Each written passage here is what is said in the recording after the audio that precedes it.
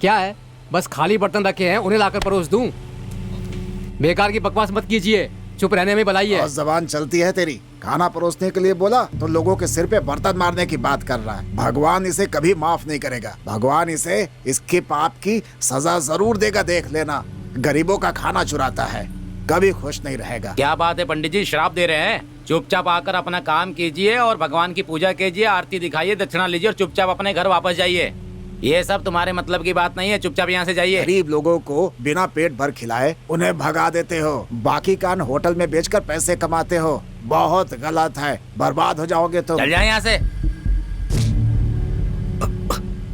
पंडित जी जो कह रहे हैं वो ठीक ही तो कह रहे हैं। सच बात सुन के तुम्हें बहुत बुरा लग रहा है। बड़े लोग जो कहते हैं ना उसे सुनना चाहिए, लेकिन तू उल्टा उनके साथ बदतमीजी कर रहा है। तुझे शर्म नहीं आती है क्या? तू यहाँ कहाँ से आया? हाँ, तू क्या इसका बेटा लगता है, इतना बोल रहा है? हाँ,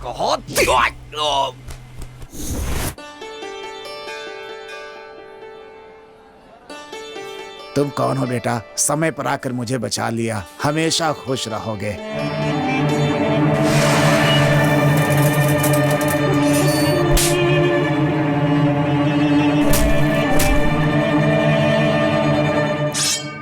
चिंता मत करो, तुम्हारी इच्छा जरूर पूरी होगी। भगवान ने तुम्हें यहाँ तक भेजा है, तुम यहीं पे रहो और कुछ काम करो। मैं भी और भगवान दोनों तुम्हारे साथ हैं। मैं तो तुम्हारी मदद करूंगा ही, भगवान भी तुम्हारी सहायता करेंगे और तुम्हारी मदद भी करेंगे, आशीर्वाद भी देंगे बेटा। जी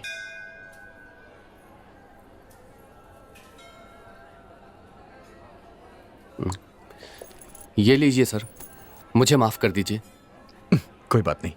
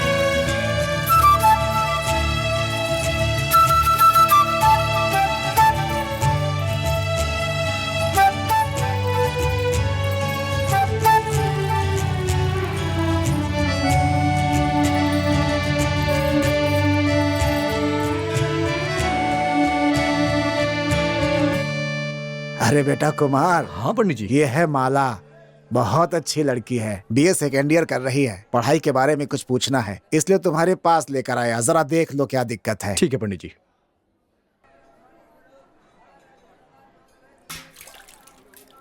बताओ क्या बात है, क्या हुआ? एक डाउट है, कहते हैं ना $1 मिलियन क्वेश्चन, इसका क्या मतलब है?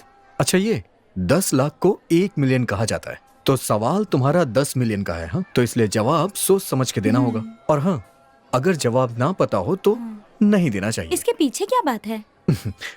दूसरे विश्व युद्ध के दौरान अमेरिका के रेडियो स्टेशन पे एक क्विज कंपटीशन ऑर्गेनाइज किया गया था। उसमें कुछ आसान सवाल पूछे गए, जिसने भी जवाब दिया उन्हें छोटे मोटे इनाम देके भेज दिया गया। और फिर उसके बाद बड़े सवाल पूछने शुरू किए गए, जिसने सही जवाब दिया उसे बड़े इनाम मिले। उसके बाद $1 मिलियन का इनाम घोषित करके एक बहुत ही कठिन सवाल पूछा गया और उस सवाल का जवाब कोई दे ही नहीं पाया। और तभी से $1 मिलियन क्वेश्चन की शुरुआत हो गई। $1 मिलियन क्वेश्चन का मतलब होता है एक ऐसी समस्या जिसका कोई समाधान ही ना हो। इस तरह से लोग कहते हैं। समझ में आ गया ना? ठीक है भैया, मैं समझ गई, चलती हूँ अब।